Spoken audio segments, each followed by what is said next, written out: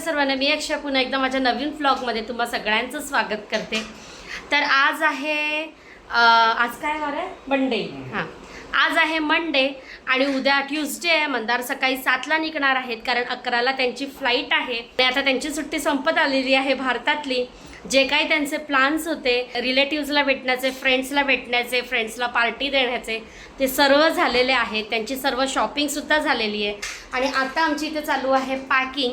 त्या पॅकिंगमध्ये उद्याच्या पॅकिंगमध्ये त्यांना 30 kg नाही आहे, 25 kg आहे। त्याच्यामुळे आम्हाला थोडं प्रॉब्लेम होतं आहे वजन कमी झाल्यामुळे।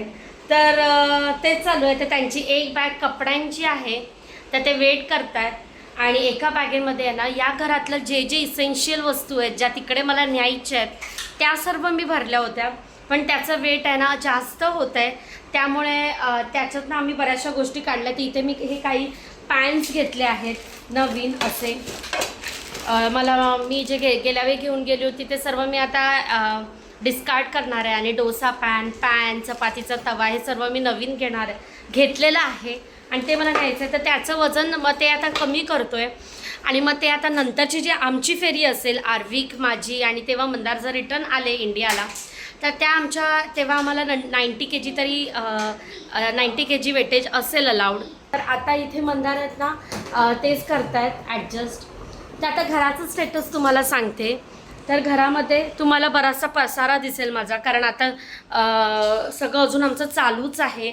तर मी तुम्हाला सांगते, इथे आता दुपारचं जेवण झालं माझं, त्यामध्येच मी घरातून ज्या काही वस्तू आणल्या होत्या ना तर त्या मी अशाच वरवर ठेवलेल्या आहेत, कारण मी काय बरण्या भरून ठेवल्या नाही आहेत। तर जसं लागतं तसं मी घेते आणि वापरते। दररोज तर कुठे ना कुठे जाणंच असतं आणि जेव्हा पण मध्ये मध्ये घरी असतो ना त्यावेळेस मी हार्डली 3 ते 4 वेळाच मला जेवण करावं लागलं आहे, कारण 2 दिवस आईकडे होतो, 1 दिवस सासरी होते, त्याच्यानंतर शॉपिंग निमित्त बाहेर, त्याच्यामुळे तिथेच जेवण असायचं आमचं बाहेर।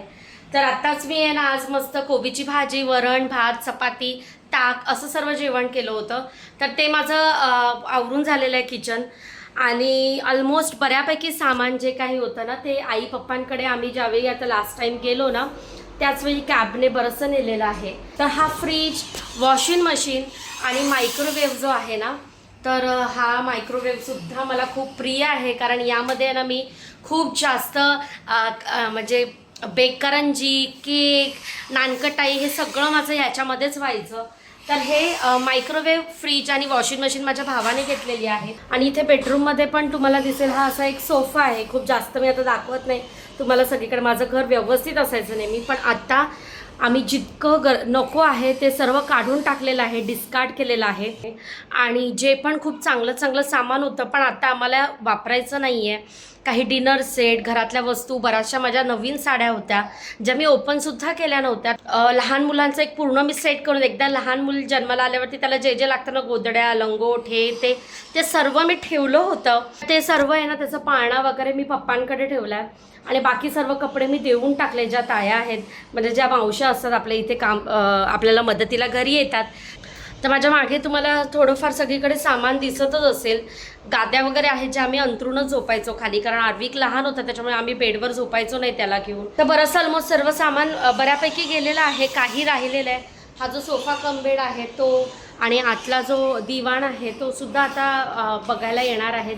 आमच्या शेजारच्या काकी होत्या त्या दुसरीकडे शिफ्ट झाल्या आहेत, तर त्या घ्यायला येणार आहेत। आत्ता राहिलं आहे ते म्हणजे हे TV युनिट आणि टी व्हीसाठी सुद्धा सांगून गेले आहेत 2-3 जणं। तर TV युनिट आणि आतलं जे कबर्ड आहे ते फक्त बाकी राहिलं आहे, तर त्याही मला करायचं आहे। त्यानंतर हा देवारा आहे तो सुद्धा कोणाला तरी द्यायचा आहे किंवा मी ठेवेन माझ्यासाठी, असं काहीतरी आम्ही करू।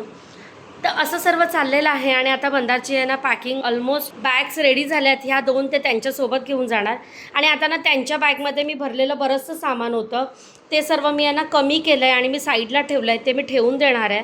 बरंचसं स्टेशनरी सामान होतं, हे पॅन काढलेले आहेत, बॉटल्स, आर्विकचं हेल्मेट वगैरे असं बरंचसं आहे मी ठेवलं होतं। हे ज्युसर आहे। तर मी काय करते, जे पण असे डॅमेज होऊ शकतात अशा ज्या वस्तू असते बबल रॅप करून देते।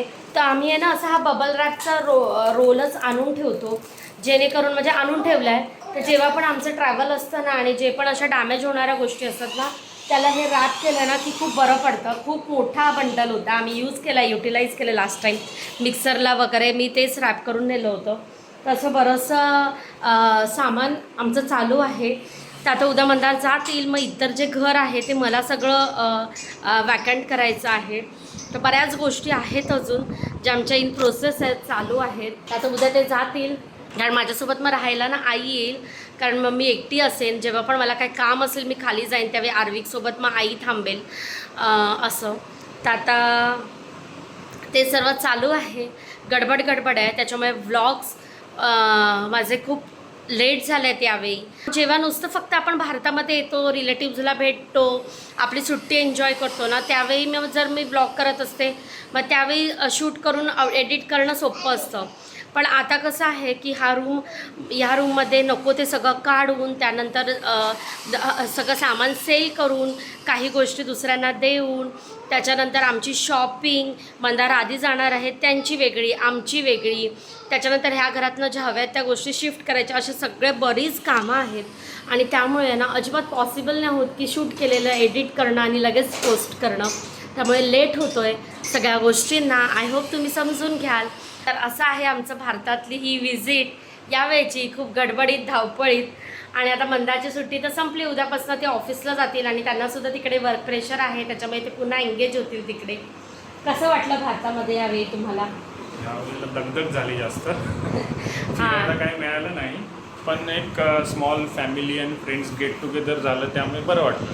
आणि पाऊस नव्हता त्यामुळे थोडं फिरता पण आलं आणि व्यवस्थित सगळ्या गोष्टी आता झाल्या प्लॅन. आणि थोडी दगदग झाली, पण ठीक आहे, that is part of life. थकलेलो आहोत थोडंसं, आता पॅकिंग झाली आहे. तर किती झालं आहे दोन्ही ह्याचं वेट? अजून 4 किलो एक्स्ट्रा येते. 22 किलोवरून 14वर आणलं. आर्विक थांब जरा. आर्विक, कपड्यांची बॅग वेगळी होती आणि बाकी जे काही सामान भरलं होतं ना, तर त्याची 22 किलो झालेली, जे 14वर आणलं. आणि आता किती बाकी आहे? 4 किलो आणखी कमी करायचं आहे. तर आता बघू अजून काय काढायचं. मग सगळंच काढायला लागलं आहे. एक्झॅक्टली कसलं वजन आहे काही कळत नाही आम्हाला. तर आता ते सर्व करतोय. आणि आजचा हा राहिलेला ब्लॉग मी उद्या कंटिन्यू करेल, जेव्हा सकाळी मंदार निघतील तेव्हा. तर 7ला ते निघतील घरातून, 11ची त्यांची फ्लाईट आहे ना.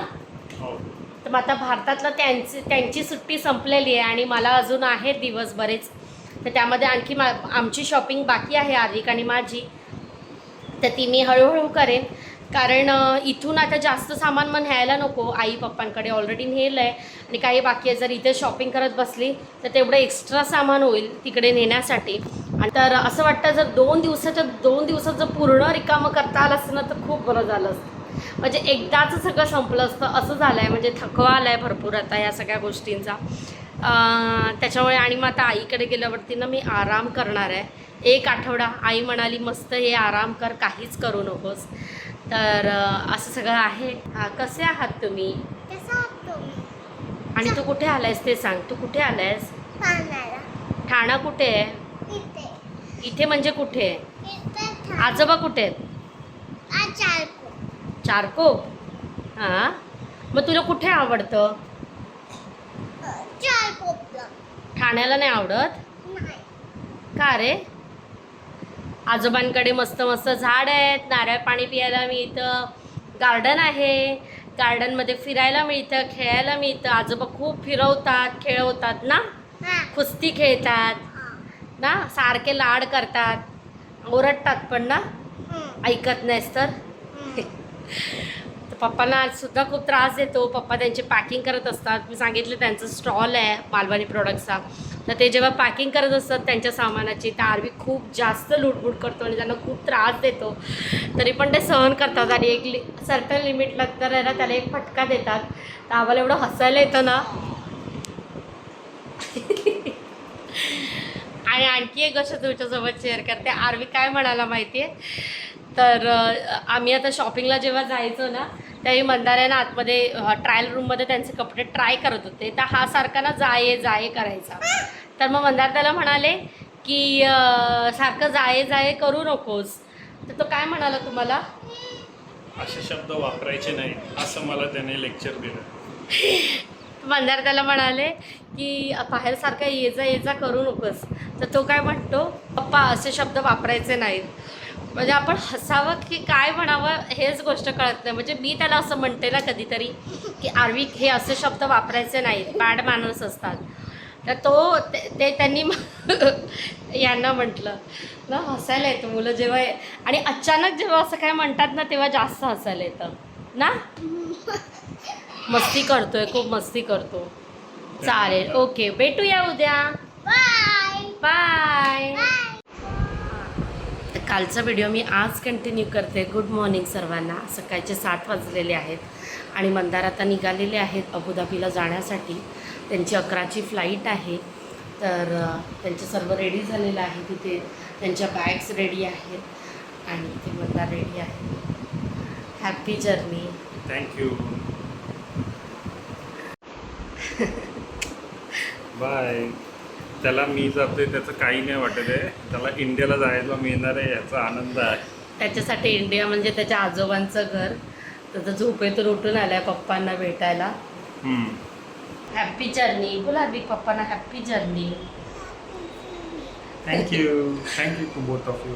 तर असा होता आजचा व्लॉग. तर आजच्या व्लॉगमध्ये मंदार आता भारतातली सुट्टी संपून अबुधाबीला रिटर्न जात आहेत आणि आमच्या घरामधल्या किती वस्तू सेल झाल्या आहेत आणि किती बाकी आहेत ते सर्व मी आजच्या व्लॉगमध्ये तुमच्याशी शेअर केलं.